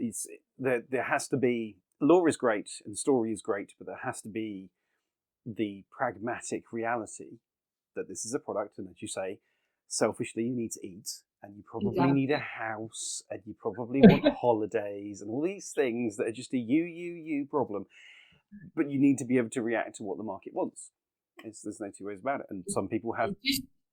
For you to give you another example, there's multiple characters in Warcrow, but first of all, not all of them are destined to be a miniature. And then if they are destined to be a miniature, they may not make it to the cut. The lists and the things that we suggest are very long, and many of them get cut out and saved for later. That later may never come, because you learn to live with that. It's just something like, cool, I'm just going to be appreciative of the characters that I like, for example, that are a miniature, and for the ones that they're not, I'll just talk about them. Yeah, I mean, the thing is, if you put every idea that comes into your head into the system, you just get bloat. You end up with stuff. And that's not interesting, it's not productive. It's also from a financial perspective, if you say to a store, right, we have 35 SKUs, and each one of them is an individual character that you need to hold, and then we have the game, there's going to be or not, we're good. We won't do that. Thank you very much. I get it. It makes sense. It's a necessary reality, you know. I think sometimes people look at a war game from the perspective of their hobby and their fun. It's a business. Yeah. And there has to be a sort of pragmatic financial reality to decisions that are made. So that does mean if you want more toys, buy the thing that you want the toys in as much as possible. They're like, yeah, we should do more of that. You know? I would say so, Gan. We have the founding pillars there, but we pretty much... Yeah. There's things, again, there's few things that are planned. For example, when we released Warcrow, the 6 nations were already planned. There was not going to be like, oh no, we're not having... I remember. These or that. None of that was planned. But I remember the discussions and being... I remember actually you and I having that conversation. It's something that we spoke about a little while back. When we first had those conversations, and it was kind of, we've got these coming. And I remember having that thought of like, okay, it's going to be interesting to see if you fulfill that. And if you do, when you fulfill that, when that's going to happen. Because I think, sideline for a second, it was really bold coming to market and being kind of like, right, this big-ass world, we're going to bring to you over the next few years. And there were more than a few people that were like, of course you are. Good luck with that. Best of luck. And please hold. Your call is important to us. and then Mount Haven dropped, and it was like, there you go. We did it. Yes, what was promised was delivered, and I think it was an inspiring thing to see. Too many things, without getting too much into it, in the world of computer games which are released and then just shut down after 6 months because it didn't make all of the money, it only made a shed ton of it, and where movies can just get dropped partway through their series because, well, not enough people bought it. It was lovely to see a media that was new to the market, new, original, that has delivered on the promise that it gave on day one. Bravo. Good job. A little bit of love for you guys there for a minute. Thank you. Right, let's get back to the horrible questions from Reddit. No. Can't have you feeling too good. No, that said, actually, I have to say, I've spoken to other communities about other systems, and there is often an underlying group that are sat there going, we don't know. The one thing that I enjoy with asking... The northern tribes, you mean? No, not with Warcrow. That's the thing that I love. I know, I'm joking. Well, yeah. But you fire it out to the Warcrow community, and there's kind of a genuine curiosity, a genuine love and energy there. And yeah, there's a couple of questions that come up repeatedly that's like, still no. But there is this kind of excitement to see the system develop and grow. And I think it's a lovely thing. Long may it continue. That said, now that the game has been out for a while, what has surprised you the most about how the community has been playing it? Are we talking full mechanics? Anything. What did you look at and go, you're doing what now? For me, it's a narrative event. Like, the people were actually so respectful of the main lore, but they convey their own stories. And the ones I got to read were very good. Because they could be canonical entirely. So that shows care and shows, pristine work with the law. That was very surprising to me, as in, I knew people were going to do tournaments, and I knew people were going to organize like Warcrow days at their stores and paint miniatures and do conversions. That I could expect. I was not expecting people to create their own narrative campaigns. I was surprised. And I remember one person messaged me. They were preparing a little narrative event for a day in the US event. And they messaged me to ask me a very particular question about something in an area of feudom, that if it could happen or not. I said yes. And then they say something like, dude, it's really difficult making a narrative campaign. Like, I know, thank you. But like, you're doing great. But like, this is very hard. I think that's something that came out very surprising for me, because I truly did not expect it. I expected everything else, but I did not expect that. And I was so happy, made me very happy. For mechanic wise, do you have one? I was thinking about it. I mean, I do believe our testers make a great job of breaking the game before it gets released. So we kind of generally are allowed to fix everything the way we expect it to work. That being said, linking to previous mention, I said that units kind of try to do what they do lore-wise, allow us to give units kind of a specific profile. So you may use it for other things, but if that's get in the face of your enemies, hit them, and run back, that's what you want to do generally. And you won't use a lean to hit Uruk in the face. Soap, apparently. Right. You would have so much fun. You would immediately adopt her. You're like, this is mine now. This is my girl. So, have there been surprising things? I mean, sure there are. Generally, are more doubts people have. Kind of, can I do that? It's kind of, why would you do that? But I don't believe. Oh, I have one, but it has entirely to do with my style of playing. Because but you know, when you separate characters mid-game from the unit that joined, I have seen that in testing already. I was not surprised when it hit retail, but that was something very surprising to me because it's not something I do when I play. If I join Drago to the book limit, it's because I intend Drago to be in the book limit for the whole game. I'm not using the units as a taxi, for example. The concept of taxi units baffled me. I loved it. But that would be something I was surprised, but I acknowledge. I mean, it's in the rules. You can do it. It's not, you're not breaking anything, but it's something I personally don't do. So whenever people do that, like, I'm going to bring Njord here, and then I'm going to pop, and I don't do that. So to me, it was something surprising to see widely used, because I thought it was pretty much anecdotal, but it's not. So that, again, personal gameplay style. That will be it. Yeah, no, I get it. It's always interesting watching other people play a system that, you know, not from my perspective, not one that I've created, but you watch people play, and you're like, oh, I wouldn't have done that. I don't know why I wouldn't have done that, but I wouldn't have done that. Yeah. It's always exciting to see the different approaches and ideas and concepts they have. Absolutely. Yeah. Okay. Next up. Magic received a big change in how it worked in 1.5. What drove that change from a design perspective, and were there any similar things in 1.6 that needed to change dramatically, and why?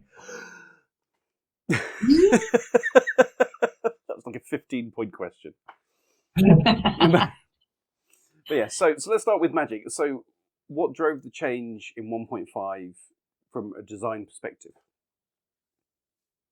I mean, the big change came in 1.5, and that's the one where the black dice from alterations weren't actually face-to-face roll with the spellcaster willpower, but a roll made afterwards to determine whether or not he got the tinge. Why was that? Warcrow is supposed to be, I mean, as a product, is sold as welcome to the era of magic in Lindworm. But Warcrow 1.0 was kind of, okay, but you won't do that much magic. Yeah. So that's kind of the reason we applied those changes, to make it feel more magical. Mm-hmm. Those changes were further developed in the 1.6 version, where both the Force 5 Herald and the Evoker got those little push-ups in the magic system, in their magic abilities themselves.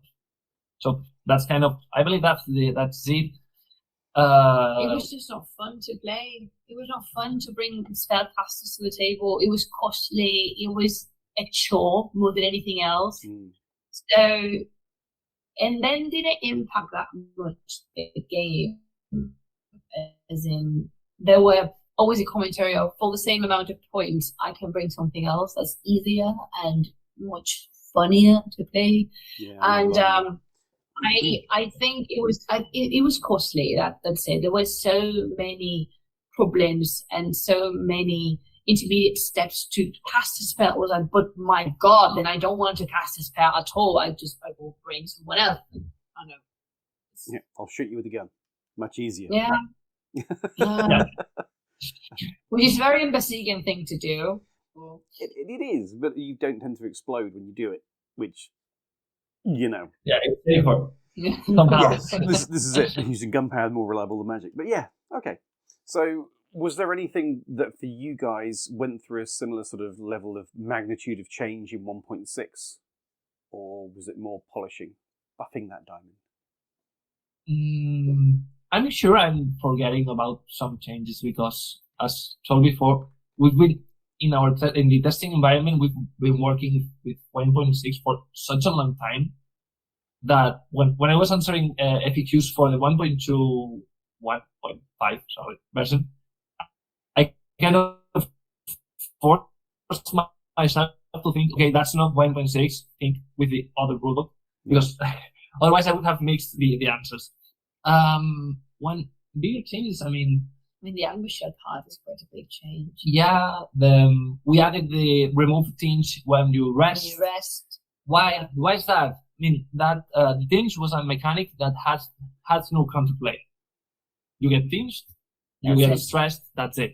Yeah. So we wanted to kind of introduce something that felt you could do, but was not game breaking.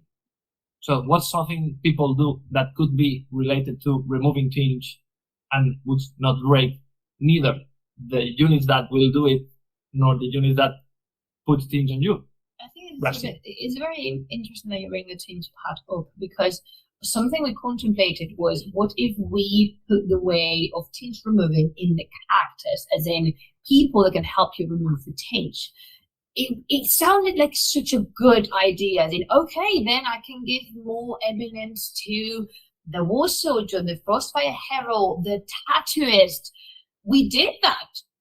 It didn't work. Like, in the testing part, it was one of these ideas that was like, yeah, but I don't want that. I'd rather deal with the effects of the tinge than dedicating X amount of points or something that you are, quote unquote, forcing me to bring to a table so I could do that. Yes, and it's not that characters that deal with the tinge are completely out of the spectrum of the picture. That's not it. But, you know, like, just putting that significant weight on just a few characters in the game, such as it is now, it was kind of in the testing program, it felt much more like you are not so subtlety pointing me towards a character that I need for my list. So it wasn't as significant, and also it made other complications. Then I think it was you came up with this solution. Ningesh came up with a solution. What if when someone rests, they just remove one tinge? Because resting is not something that happens that much. People, like, when you see that on paper, some people were like, oh my God, that is like giving tinge 0 power. But for resting, you need to spend a whole activation on it. How many times are you going to do that realistically? Yeah. On a game? Yeah. So it's again, it could be that the character solution was the correct one. It could be that there was an entire other solution that was better. This is the one we chose to go through for, like Inge shared, easier grasping of the rules, straight thing to do, like rest, these, and that.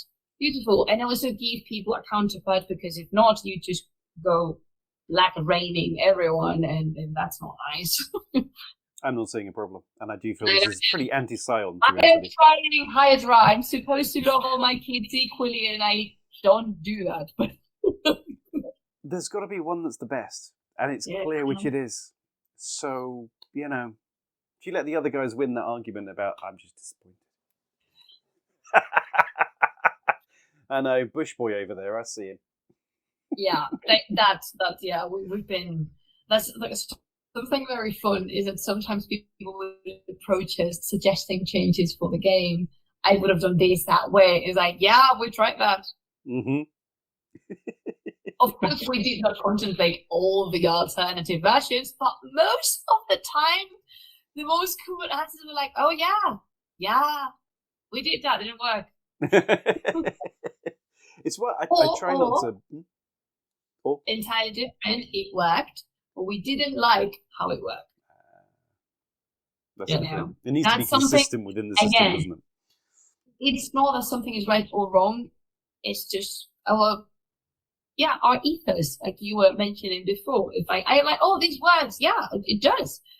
Well, but magic worked before too. It worked, but we didn't like the way it worked because we should change it. So I think if you have that consistent ethos, you have a feel, a consistency through the core of the system, and that shows, and it helps people understand the system as well, because you can, to an extent, intuit how a rule should work based on the other rules in the system. If you start chucking random things in, then it's kind of like, well, maybe it doesn't work that way. Maybe it's something completely different. So internal logic is important, definitely, even if it is anti-Scion rhetoric. Anyway, what's moving on? What units do you feel players were sleeping on the most based on list discussion and event play that you've seen? Ooh. And did you put updates in to sort of push people in the direction of using those units? That's an interesting topic. I'll bring this back from video games, competitive video games, because there was a topic I really liked when I used to play League of Legends. And what's the difference between a unit being played on high competitive level and a unit being played on a mid to low competitive player, and how sometimes in the high competitive play the unit was overperforming, but on the mid or lower was underperforming. So you can't just buff a unit to say it in some way, because then the top tier players will break the game with that unit. Yeah. But you can take it down because the mid elo players already find the unit quite useless to make it even weaker. So I believe it's not an easy thing to do. What we kind of pushed towards or leaned towards was let's make things interesting in a way. So and I kind of heard or read the comment that with the recent 1.6 update in Germany, they didn't nerf the aggressors, which are the most powerful units, because they need to be strong. I mean, that's the goal. Yeah. I don't want your strongest hitting unit not to hit. Yes, they do hit like a truck, which is the point. Yeah, like a kilo of bricks in your face. Yeah. So that's kind of it. There might be profiles that kind of suffer from some things, and we know it's difficult. It's difficult to have the amount of profiles we have, and I know there are games with many more profiles, and we will have more profiles in the future. But that's what big updates are for, twisting things up and down, and bringing what wasn't used before, now make it a little bit more interesting. I lost the original question right now, but I believe I kind of answered it in a way. Yeah, I think you definitely did. No, you did. You've covered it. Which units were people not using that? Yeah, one could argue the spellcasters were one unit. To me, I really like Frostfire Herald. No, I liked him in all his versions, but I acknowledge that people were. And again, to me, it's difficult to answer that question, because it comes down, when I think of this question, I cannot separate myself from the me player. Like I take things into, again, very casual player, very Pachanga, tropical player. So I take things with me because I like them. So I would say, why wouldn't you like to take this cutie with you? He's wonderful, but because I like him. Or why are people always picking Mayele instead of Samara? Samara is my favorite. Why is not everyone's favorite? Because that's the magic of it. And then, by the way, someone, I don't remember your name, you just asked me 3 hours ago over Discord. You sent me a message. You know who you are. It's Mayele. You asked me how to pronounce that name. It's Mayele. So a lot of people say Mayel. I understand why, but I didn't answer you, but I answer you. Mayele. I'm so saying that wrong this time. Anyway. Or things like that. Why are people always picking the Black Angels? I don't like the Black Angel, but I don't like them. That's the answer. I don't like the White Angels to play with. Well, to me, it's very difficult to answer because it's just I believe but it's not easy for us to detect that. Units that are only being played because you like the idea but not the profile, kind of what she just said. No, I'm using the whatever unit because let's say that Alien it's just a useless unit.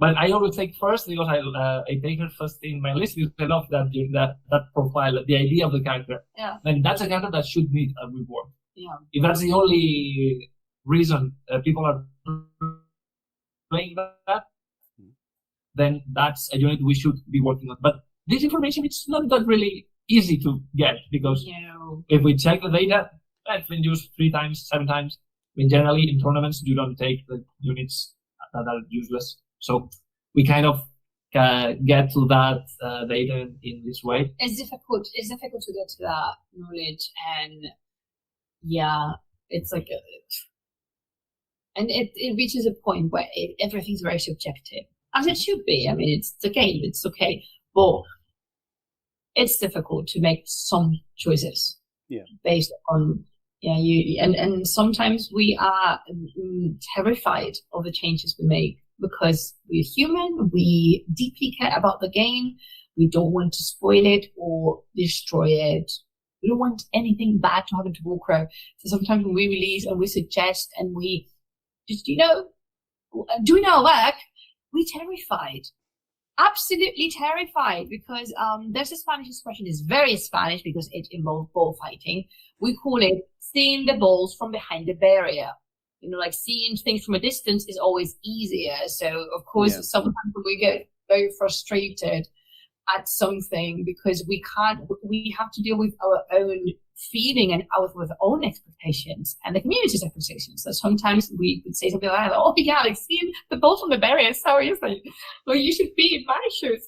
But it sometimes is very difficult, and those kind of feedback and comments is more like, oh, I see that you took Eileen. Why? Like, it's like, is this because you like the model, perhaps? Is this because you think the mechanic things are bad? Or is this because, Yeah. Yeah, it's tough. There's 101 reasons, especially when you're focused on the narrative side of things. You can't necessarily as heavily trust the statistics of the number of times something's taken in a list as to whether it's balanced or good or not, because it might just be, yay, I've got poor taste and I take wood elves. Sorry, CNN. Traitors. Sorry, oh God. Anyway. My bad. You can't really tell. Like, I can see that it's going to be a challenge going forward, especially if there's going to be more narrative coming into things, and especially if we're going to have like narrative events that people can take into, just sort of get involved with. Yeah, it's difficult, but signs are underpowered. Anyway, we're now going to move on to the last 3 questions after getting on for 2 hours of conversation. Anyway, 2 easy ones, and then one that you're going to go, I don't know, I can't tell you. But we're going to ask it anyway. As the developers, what's your number 1 piece of advice to a new player getting into the game? What would you say? They're like, should I enjoy the game? That would be my sentence. Don't go for the most optimal play. Don't go for the study every single rule, whatever. Just sit down and enjoy it. You'll get there. And along those lines, I would say it's okay if you don't remember what everything does in the first game, the first couple of games. It's perfectly valid that you forgot that you had raging, that you don't remember what bloodlust does. Sometimes we don't either. We don't remember ourselves, and we have to check because there's multiple information. We can only say there's a lot of, again, the threshold is packed with information. So do not get frustrated if you don't grasp what everything does in your list and your opponents in the first try. It's not going to happen. I mean, just again, enjoy it and do things because you like it. Yeah, the time will come when you could build the optimal list of your favorite faction. It's not the first, the second, or the third week. So explore, entertain yourself. It's why on my to-buy list is another 2 boxes of husks, because I need 3, because then we max out the availability, and then we can just, they're back alive again. They're alive again. There's more. Zombies. I mean, yes. Anyway, fun is important. Fun should be, I think sometimes we lose that in wargaming. This is supposed to be a hobby and it's supposed to be fun. Yeah.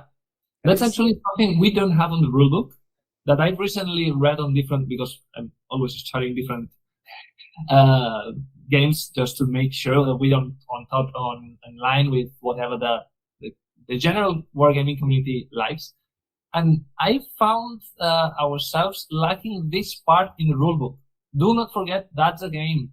You're supposed to have fun before winning, whatever. Before anything else. Some of the best games that I've ever had have been losses. And have been losses where we've got rules horrifically wrong. I'm actually writing a piece at the moment for the Infinity website and talking about demos. And the most important thing about that is it should be about having a good experience, about having fun, about enjoying yourself. 100%. People are not going in the demos and the conventions and fairs. People are not going to remember, oh my god, the bloodless keyword was game changing. No, they're going to remember that they massacred the hegemony of Embasic, or that they brought corpses back to life using either Mayele, Puppeteer, or whoever. So that's the feeling is very important. Yeah, no, absolutely. And it's very, I don't really know many other hobbies like it where people get so intense about it. There's such a need to be the best, to be the strongest, and all the rest of it. It's like, just chill and throw some dice. Just have fun. So, yeah, good message, definitely. Leading on from that, which army would you both recommend to a beginner? What's the easiest route in to Lindworm? Save the easy ones for the end. Yeah, I believe it will depend on the kind of player I'm talking to. Yeah. Because I believe the hegemony is the most well-rounded faction. So if you want to learn about the game and everything that can be done with it, that's your point of entrance, because you have units that can defend, units that can taunt, units that can attack. You've got magic. You've got characters that support you with the guild faction. You've got the big Warwick. You have everything there is to be in Warcrow, kind of there, with the exception of ambushers, I believe. I think so, yeah. So I believe that's a really good starting point to getting to know the game. That being said, it depends on the type of person playing. But one thing I always recommend, and I always take as my first step in games, is what do you like? I mean, the game is, even though it's kind of a hard step, the first three steps on the game, kind of, wow, I need to get my head around so many rules. Once you've gotten there, the game is quite simple in a way. Take whatever you like. Do you want the resistant, slow dwarfs? Go for them.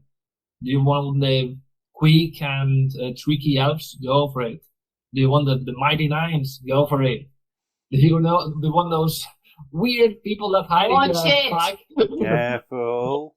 Don't make me mute you, young man. Don't make me mute you. I'll do it if I have to. What do you know? You only get yourself clean and competent. So This is it. I would say if this was a question of, I genuinely don't care, because of course, I mean, go with whatever appeals to you the most. That's definitely the best answer. But if someone had no, it's really, I don't care. I'm a black canvas. Mount Haven or Northern Tribes? Oh. Yeah. Oh. I think you can arrange lists in both armies that are super simple and accessible, because I know how Northern Tribes has a lot of nuance to it. It does. For the very basics of it, I get there, I smash a skull, I buff myself, and that's it. I think they work. And Mount Haven takes the benefit of being the last to be released. that means all the things we've learned along the process are condensed in Mount Haven, and I think that's something that people should not slip on. Mm-hmm. So yes, definitely I would recommend Mount Haven, not because it's not nuanced, just because the whole feeling of the army, I think it's very good one. Yeah, I think from what we've seen in Mount Haven so far as well, it's quite durable. It's quite forgiving. Yeah. If things go horribly wrong, you can rely on their defensive ability. Yeah, they're going to take a bit of killing before it starts going horribly sideways. Yeah. And, I definitely agree with you as well with hegemony. The flexibility and the nuance in there. You can, if you buy into that faction, you can go any way you want and try all the different stuff. But none of it's too specialized. None of it's too focused. I think, yeah, absolutely. Awesome. Last question. Are you ready? Brace yourselves. It's a big one. When does Feudum get the Griffin? I know. I don't know. I do know. You do know. Okay. This year? Oh, yeah. Well, oh, yeah. Okay. Yeah, we saw, it was one of the first things I saw in the rulebook. I remember when I got hold of the rulebook, I was like, Jesus, that was 2 years ago nearly. Will we get it before the 2-year anniversary, which is July? A bird? I want burb. We want burb. We want big burb with big claws. I don't know. I think I know the exact date, but definitely it's this year. Yeah, okay. Absolutely. Okay. Let me count mentally very quick. What month is it? It's May. You could make a guess and not be quite far off, because based on what you know, releases have been kind of consistent in Warcrow. Yeah. Mm-hmm. So if we're not getting the cavalry and we have already gotten that, then it should come in absolutely this year. I've been hurt before. I don't trust releases. You're like, clearly this is coming next. Aww. Or not. Maybe not. Aww. Yeah. But the fact we're getting our new Lola, I've been waiting for that since, it's just like, now? Now? Now? Oh, my beautiful girl. It's already been shown, the miniature. Yeah. Oh, yeah. I try not to know about those things, because that's what this way I cannot make mistakes about those things. Mm-hmm. So it's kind of a fail-safe. Yeah, not knowing is... Ignorance is safety. I like it. It's just like, I can't say something I don't know. It's a great miniature. It is, with a tactical building. There's no tactical rock involved. Yeah. We've gone from the tactical rock to the tactical building. Yeah, we've like, it's another level, whole new league for the tactical elements in Warcrow. It definitely. One could argue that the knights are just foot knights sitting on a tactical horse. I'm just saying. I got nothing to add to that at all. A tactical horse. Okay. Yeah. Well, I suppose we've got tactical bushes with Traitor Boy over there, haven't we? So, Yeah, you do have tactical trees with CNN. Yeah. Quite big ones, actually. Quite substantial. I've noticed. I'm like, wow. So how are they called? The Clouded? The Clouded. They've got a tactical tree and a small miniature attached to them. Yes. And tactical knitting. Glorious. It's just basically, CNN is basically a whole bunch of bushes attacking people. That's what you're saying. Exactly. That's it. Before that goes anywhere else. Awesome. Okay, so Griffin soon, TM. Outstanding. You're gonna walk out of this meeting and discover the conversation that was happening next to you was them going, no, we'll delay it till next year now. We're like, no! I will jump through the window. Don't do that. We miss you. It's only a fast story, so I would just. They are bars. We cannot jump. I don't think they put bars in the window so you can't. Okay, I see how things are. Just blink twice if you need us to send help. It's so rewarding. Oh dear. Well, that is actually all the questions that I have for you guys. Thank you for that. All of that. Like I said, there was more questions from the community. I think we're going to do these more often because people have things that they want to know. Yeah, of course. We should answer the questions. Yeah, as long as you're allowed to, as long as it's not just no. Anyway, but no, thank you so much for taking the time of hanging out with me and answering the questions and all that sort of jazz. I appreciate Thanks that very to much. you. Well, thanks to you and to the travelers that submitted all the questions. We're sorry if yours didn't make it, but apparently they will at some point.